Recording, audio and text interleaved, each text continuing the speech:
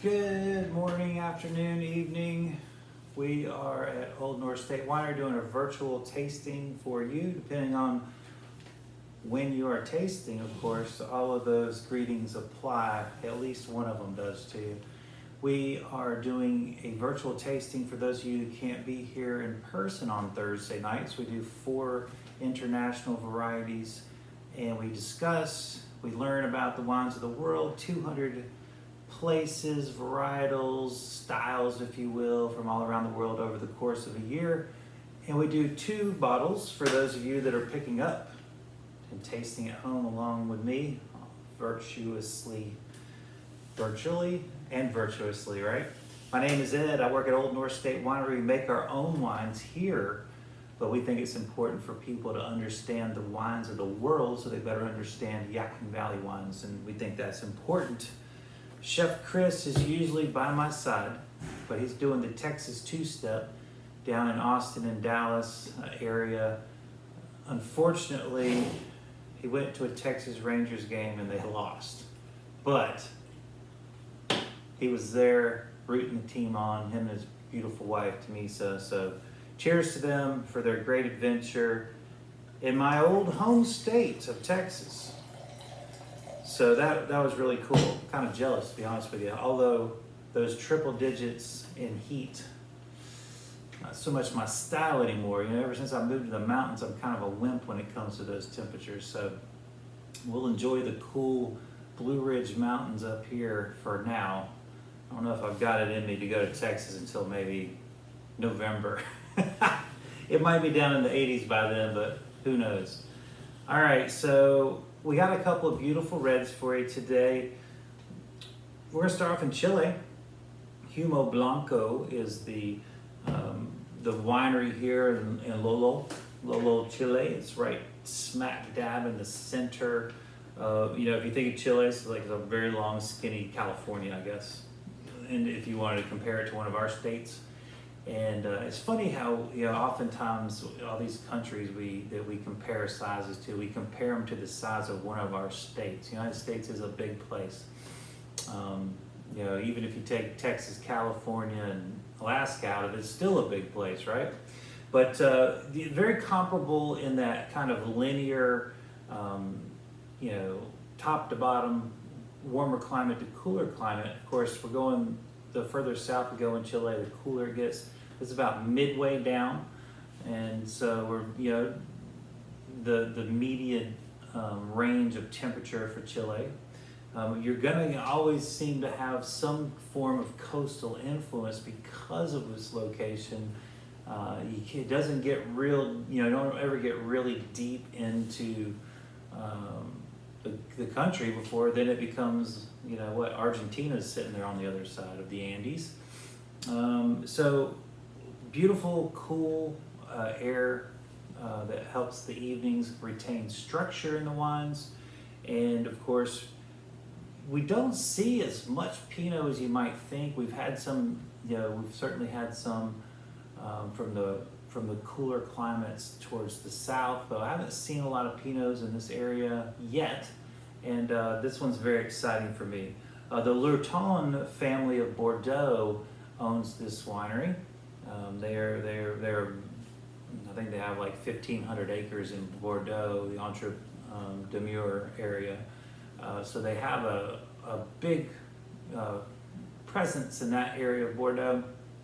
And here they are, taking advantage of a different climate, different soils to try different things here. Of course, you're a little bit bound to what grapes you can grow in France, particularly in Bordeaux.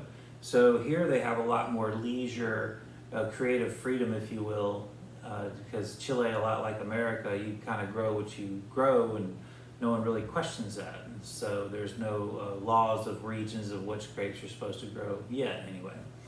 So Pinot Noir, you wouldn't grow a Pinot Noir in Bordeaux, that's for sure. You'd have to slip on over to Burgundy, right? So I'm sure this is an exciting project for them to be playing with different grapes. Now this is a very small region as it is now, and a very small population as well, which we'd expect that from farming areas, right? I don't know. Yeah, I don't know. We get a kind of a different vibe here at our winery because our winery is in a downtown, but our vineyards are out in the country. So that's yeah, it's a little bit of a pain. Particularly, we have harvest coming up here in probably a week, maybe 2 weeks, and we're going to be hauling all of our grapes from our vineyard downtown. So that does create a little bit of a challenge logistically, but it does give us more presence to get in front of people being downtown locations. So, you know, you pick your poison, so to speak. You know, when I was in Italy, you know, we were driving out dirt roads and things to find wineries, and that's not ideal for marketing purposes, but boy, it really is nice when you kind of get into the vineyard and you feel like you're in a completely different universe. And I'm sure that's how they feel about these vineyards in a very, you know, unpopulated, remote type of area for these wines. So I'm gonna go ahead and tell you this is not a typical Pinot Noir. And I mean that in a compliment. It is extremely fruity. And it's fruity and rich. It's a really interesting flavor profile. I would say it is so fruity, it tastes sweet, but it is not sweet. It is a dry wine, but it gives you that impression that the fruit concentration, the flavor concentration, it's almost candy-like. And I really did enjoy this. It was like kind of like it made me take pause and go, wow, you know, this is different. But not different in like a weird way, just different expression. You know, we've seen the concentrations of Pinot in the Monterey, Russian River Valley, where they're getting darker and richer. And I think this is also a reflection of that new world style of Pinot Noir. This is not something you would mix up with a Burgundian. It just wouldn't happen. So enjoy it for what it is. And I tell you what, I like Pinots like this because I can get people usually that are kind of, you know, well, Pinot is too light for me. I drink Cab or Zin or whatever it might be. It's a great way to get people on the Pinot train. If you get them in the door and start understanding and appreciating Pinot, then you can lead them into some of those more, what I would call more nuanced or less obvious flavor profiles where, you know, Pinot really wants you to kind of, it wants you to chase it. It doesn't want to chase you. It's not going to generally speak to you loudly, yell at you with the flavors like some of these larger, thick-skinned grapes do. So this is pretty exciting for me to have another tool to, you know, I think people need to diversify their palates more. And a Pinot Noir, if you ever get someone that gets into Pinot Noir, you gotta, like, they understand, like, the whole wine universe, it seems. And I think it really is a gateway to the rest of the grapes of the world. But that was certainly my experience when I didn't really think much of Pinot because it was too light, but my palate wasn't in tune enough to pick up those things. So this is a really good, you know, starter Pinot, I would say. But it is certainly great on its own merits. I would drink this wine, and I'm going to drink this wine a lot. Big nose.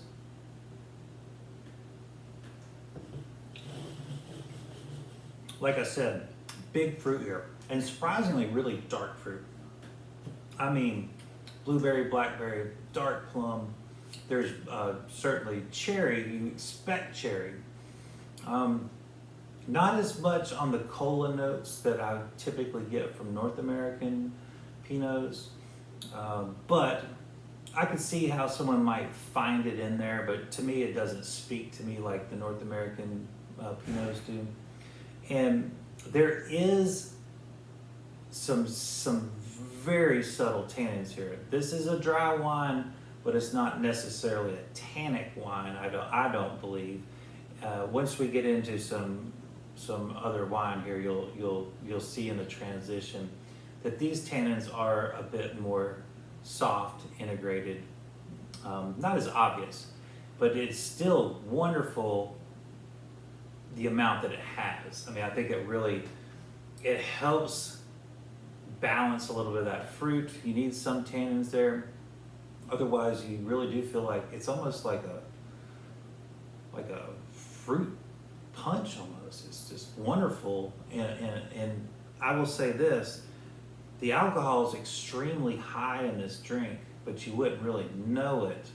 I'm feeling it. I opened up a bottle in the morning and had a sip because I was going through our tasting notes and stuff.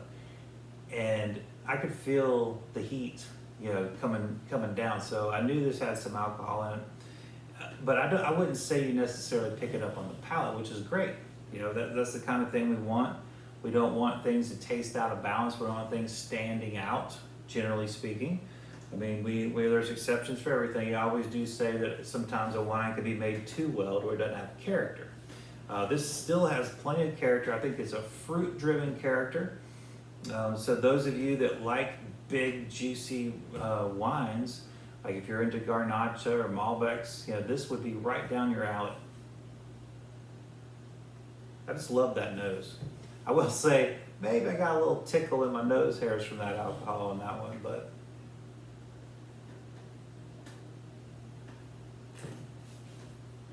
this is the kind of wine that you can have with so much food.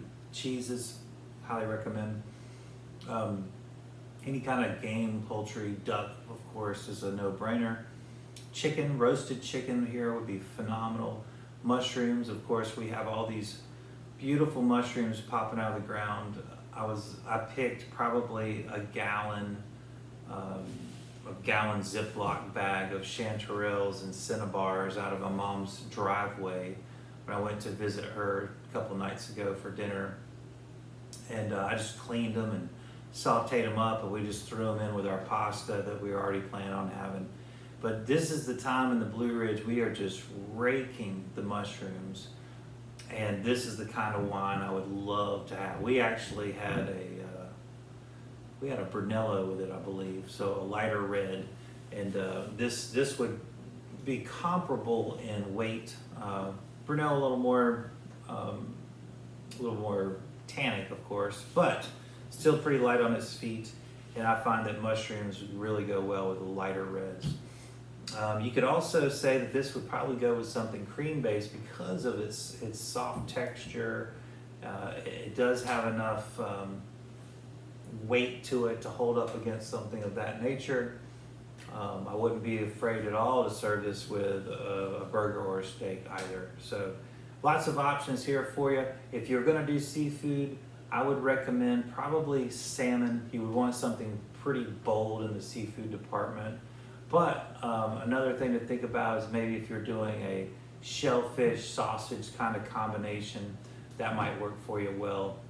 If the sausage kind of brings up shellfish a little bit. It does, and surprisingly, it's one of my favorite combinations in the culinary world. You see it all over in different cultures. We had a lot of it in Portugal. Of course, Cajun food is sausage and seafood. But you would think that the sausage would disguise the seafood, but it does not. Just for whatever reason, shellfish really loves sausage. And so I think that would be another great thing if you're going to bust out the jambalaya or gumbo. I think this would work great. So there's some options for you. We will have your kit together for you. I'll have to kind of locate everything before I put anything in a box for you today, but I will do that. I won't have any clues for you in this video, but I'm sure you're enjoying whatever you got, that's for sure. I'm really enjoying this. Breakfast of Champions, right?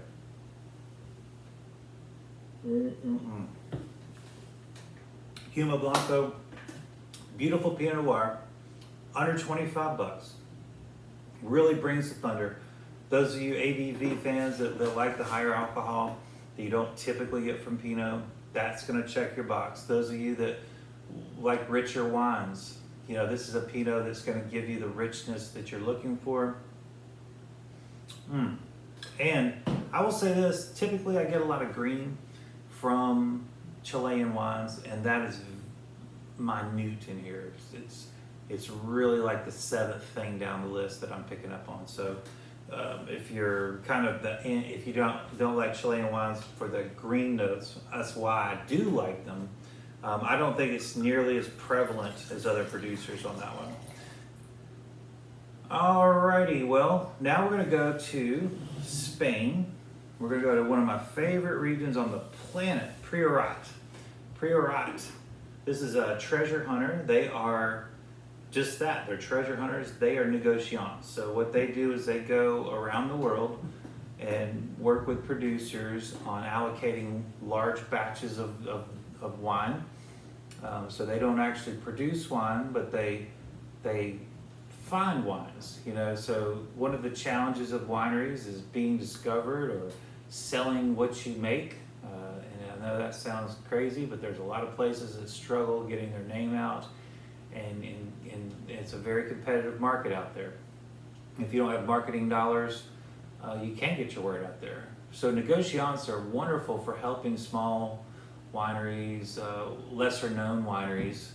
Or if you just have an exceptionally great year and you don't want to dilute the market with your bottles of wine, if you don't want to put out 50,000 bottles of a wine, that you want to kind of keep it to 25,000 bottles just to keep the supply demand in balance, you might sell off or put under a second label. If you don't want to put it under a second label, you might sell it off to someone and get a bulk price for it. And it keeps the integrity of your wine at a high level in terms of supply, demand, and rarity, if you will. So, however that process happens, whatever your need is, or maybe it's just a going out of business sale. That's not really the case, but maybe a guy like this comes along and he says, hey, tasting your wines, I'd really like to buy, the whole lot, or, whatever you have. And so that's how these negociants work. And then they deliver it to you. Now this is really special because this is a 10-year-old wine. And I did open it a couple hours ago in the hopes of letting it open up and breathe a little bit. You could imagine if you were in a 10-year slumber, you would probably, be a little slow to rise. This is a Garnacha and Carillon blend. The Garnacha was put into neutral oak, meaning old oak barrels, to ferment and to age. So not oak flavor influence, but softened by the oak barrels. And then on the Carillon, it was put into new oak for 14 months, which does impart flavor, and that's important. And then they're blended together. I think there was a slight, maybe 8 to 10% of cab added as well. But Priorat is an interesting place because Priorat is special because of its soil, not because of any particular grape. There's no real, what I would call, consistency in what grapes are in a bottle of Priorat. It could be 100% Garnacha. It could, there's no you have to have this kind of rules of Priorat compared to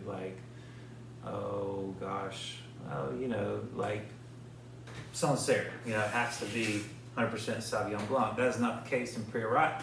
We have a lot more flexibility in the varietals.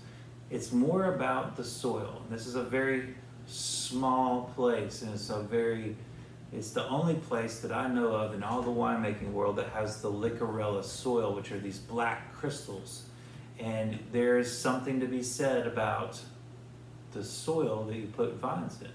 If that were not the case, Bordeaux would not have the left and right banks so definitively described. They're two different soils divided by a river, and on one side, very different wines than on the other side. And even if they grow the exact same grapes, they're going to have a different turnout. That's why they change their grapes from one side to the other to better suit the soil. Here you have a soil that seemingly affects whichever grape is grown in a very positive way. It gives us a sense of place. Terroir, of course, is what we're looking for. That little term is all the things around you that make it what it is. It defines what it is. It affects it, and it makes it what it is eventually. So this Licorella soil really does make a difference in wines. Monsanto is actually a region that basically encases priorat, and their wines do not taste like priorat. And it's like a little horseshoe going around it. They are delicious wines, but they do not taste like priorat. And that is the difference in soil. So with that being said, these are some of the most ageable wines. Like I said, we're just now opening a 2013, so it's 10 years old, and they can go for decades, should you want them to. Some people like me don't have the patience. So on the nose, you get that beautiful, it's a silken fruit and minerality that you get. There's this perfume of crushed stone and fruit wrapped into one that I always get from priorat. You can just really like, it smells like a place. I like that a lot.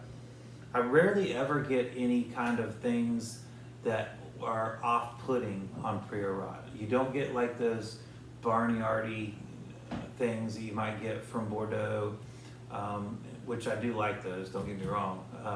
But this is the noses on priorat tend to be pretty clean to me, even at these ages. You know, you may have an occasional corking issue as a bottle ages. You know, I've certainly cracked a few priorats that were corked over time. That's not the wine's fault, that's the cork's fault, in my opinion. And so, but over time, I really do feel like they do hold up on the nose, which I think is another brilliant thing about priorat. Makes me beg the question, does the soil help preserve the wine? That certainly is certainly something to think about.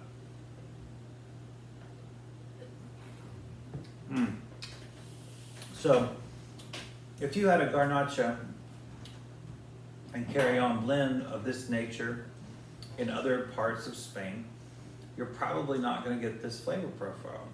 And there is a fluidity. It's very harmonious from start to finish. You know, it's an orchestra. Everything's playing in unison from start to finish. Extremely well put together and polished.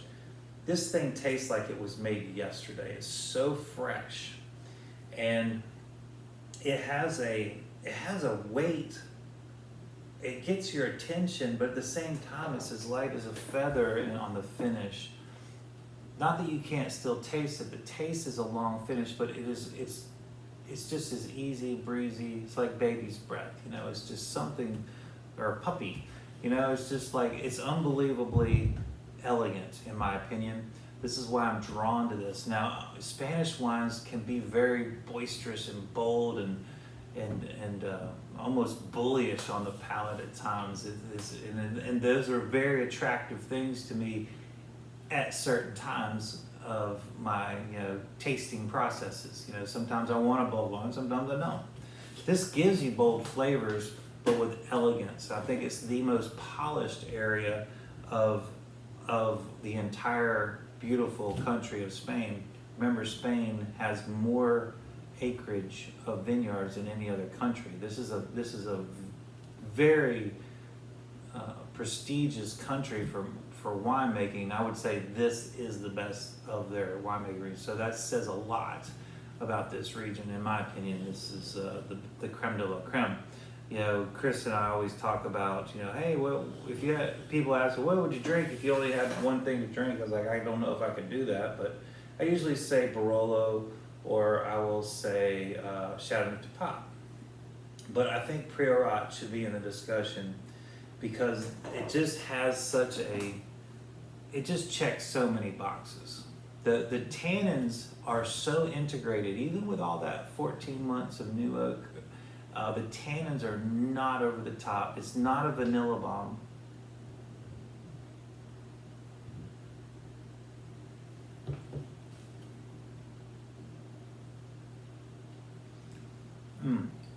Dry as a bone, but mouth-watering.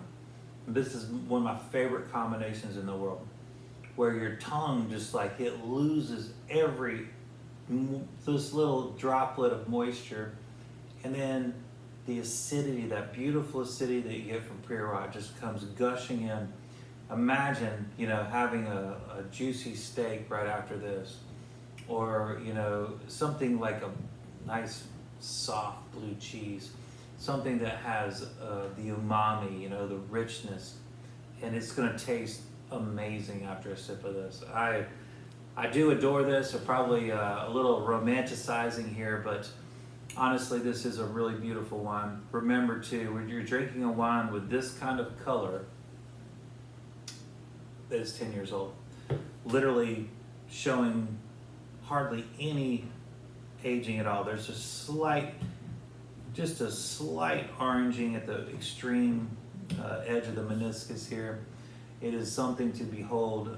I can only imagine how long this will hold.